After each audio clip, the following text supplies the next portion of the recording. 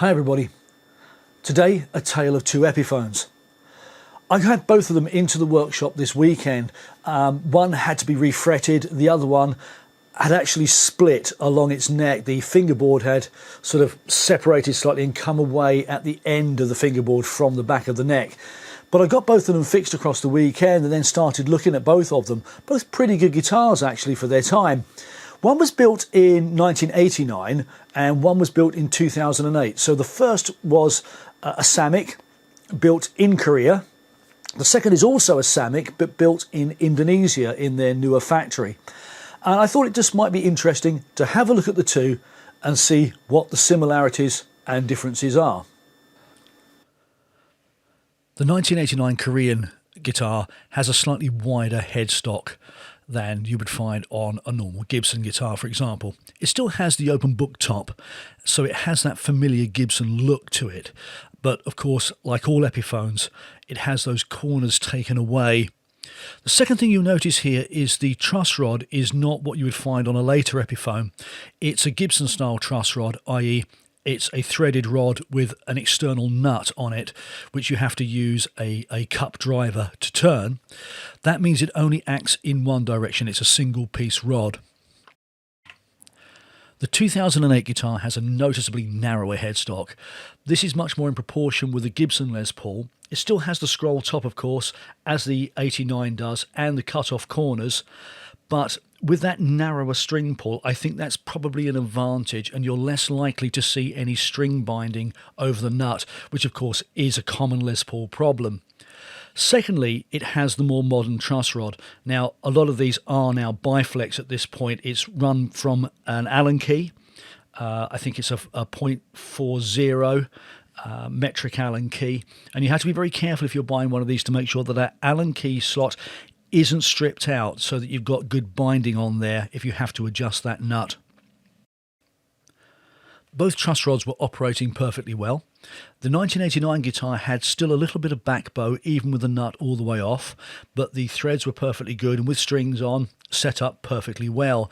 The 2008 had been over tightened previously, but there was no damage to the nut, and once I got the fingerboard stuck back on, it set up perfectly well. The 1989 guitar comes with a set of imitation Kluson tuners. These are actually in very, very good shape after 33 years of use, and I know the guitar's been well used because the frets were decimated.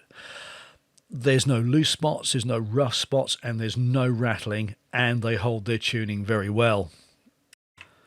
The 2008 guitar comes fitted with a set of standard Grovers.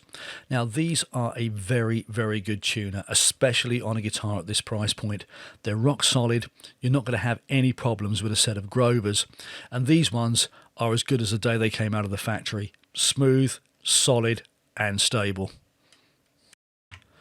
Both guitars share the same neck construction. That's a scarf joint, which joins the head and the main part of the neck from around the 3rd to the 1st fret, and you can see it clearly on the photographs. This is done mainly to reduce wood wastage in the factory and keep prices down, but it does have the added bonus of keeping the grain running pretty parallel to the surface of the headstock, and that does tend to make neck breaks a little less likely, at least at the headstock. The headstocks share the same rough pitch angle. But what you might notice on the photographs is that the transition between the neck and the headstock is slightly different on the back. And what this has done with the 1989 guitar is almost flatten out the back of the neck a little bit more, whereas you can see that there's a much more rounded transition on the newer of the two guitars. For me, that's actually a slightly more comfortable feel, but it actually doesn't make a great deal of difference until you're almost down to the 1st fret. Both guitars have the same classic Gibson hidden tenor neck joint. The only difference between the two is the heel. The heel on the 1989 guitar is just slightly shallower, but it's not something you notice really when you're playing the guitar. The fingerboards were surprisingly consistent between the two guitars. Both Indian rosewood, very similar colour, very similar grain. What I did notice between the two is that with the 1989 guitar, the inlays are not quite as tightly fitted. There's a lot more backfill, but actually both are pretty tidy. Both guitars came with the same fret wire despite being made 20 years apart. It's a slightly over wide fret wire and very, very oval. It doesn't really feel like a Gibson fret wire. When I refretted the 1989 guitar, I actually refretted it with a standard Gibson fret. And this does really change the feel of the guitar. For my hands, it's much, much better. Unfortunately for us in this situation, the pickups in the 1989 guitar are not the original ones.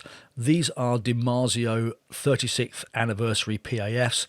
They're absolutely wonderful, by the way, but it does mean that we can't make a fair comparison between that and the 2008 guitar, which still has its original generic Epiphone pickups.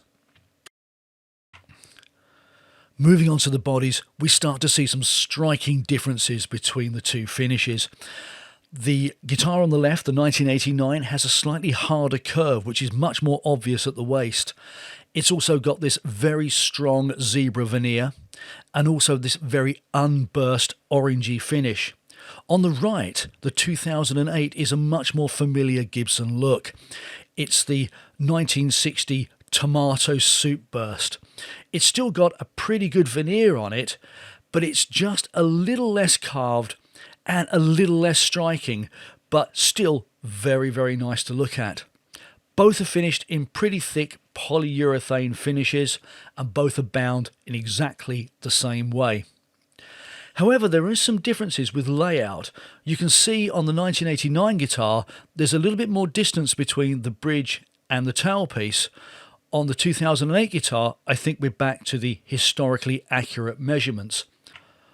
Also, on the 1989 guitar, you can see a slightly wider spacing between the tone and volume controls, whereas this tighter cluster on the 2008 guitar I think is possibly more accurate to something like a 1959 Gibson. Looking into the control cavities, we can see again some major differences. The 1989 guitar comes with these very small mini pots that you often find on import guitars. One of them has failed over the last 30 years and been replaced with an Alpha, but the Alpha barely fits in the space available for it. The 2008 guitar is painted with conductive paint to reduce noise. It's also come with a bit more space in there and fitted with Alpha pots. Now these I think are original because they're all the same and seem to be of the same age, so I think this is probably how the guitar came. Again, looking at the switches, we can see some major differences. The switch cavity on the newer guitar is painted again with this conductive paint to reduce noise. The older guitar comes with a closed switch. Now these switches are more difficult to service because you can't clean them, whereas the newer switch is the open leaf kind of switch that you see in Gibsons, albeit a shorter version of it. But again, you can just drop this out of the guitar and clean it with a little bit of switch cleaner. There is one final and very striking difference between these two guitars. Let's look again at the 1989 guitar. Take a look at the grain structure of this piece of wood. There's no open pores, you can't really see grain in it, just a few markings in the wood. This is alder. It's a very plentiful wood, grows all the way from the west coast of America, all the way through to Russia and China, all the way across the northern hemisphere. It's also a very soft wood compared to other hardwoods, which means it's very, very light on the tooling. And lastly, of course, it doesn't require grain filling, which is why Fender went over to using it when they were still spraying with nitrous cellulose in the late 50s and early 60s. It's a very efficient wood to work with. The 2008 guitar, on the other hand, is clearly a mahogany. The grain is close together, open pored, and you can see where it's been filled. The grain filling is darker, and it has that classic Gibson look. Okay, it's only the back of the guitar, and actually it doesn't seem to make any real difference to tone either. The most important thing here would be the weight distribution of the guitar, but pleasingly enough, actually, there's not a great deal of difference between the two. The 1989 guitar is, I wouldn't say reassuringly heavy, but it's not flyweight either. The 2008 guitar is slightly heavier, but again, it's not a boat anchor. Actually, they're both really well balanced instruments. So there you have it, a tale of two Epiphones. But in the final analysis, is one actually better than the other? Well, in their original trim, I'd have to say that the 2008 guitar just edges it, but not by a long way. It's that narrower headstock and the uprated electronics. I'm not particularly bothered about the bodywood. Don't think it really makes a lot of difference in this instance. What I'd say disappoints me with both guitars is that original fret job. That's a pretty uninspiring fret job. They're just a little bit too low, a little bit too wide, and very round. It doesn't feel very Gibson-like. And actually, this is where I think the real lesson for this comes in, is that when you start to look at the basis of the guitar, it's actually very good. With a couple of minor improvements, you can turn it from a good guitar into a great guitar. And in this case, it's been the addition of these 36th anniversary PAF DiMarzios, absolutely transformative.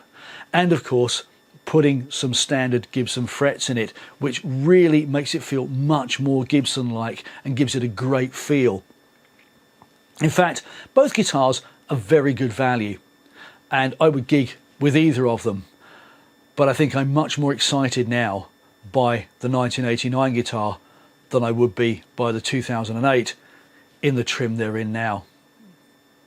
Anyway, thanks for watching. See you next time.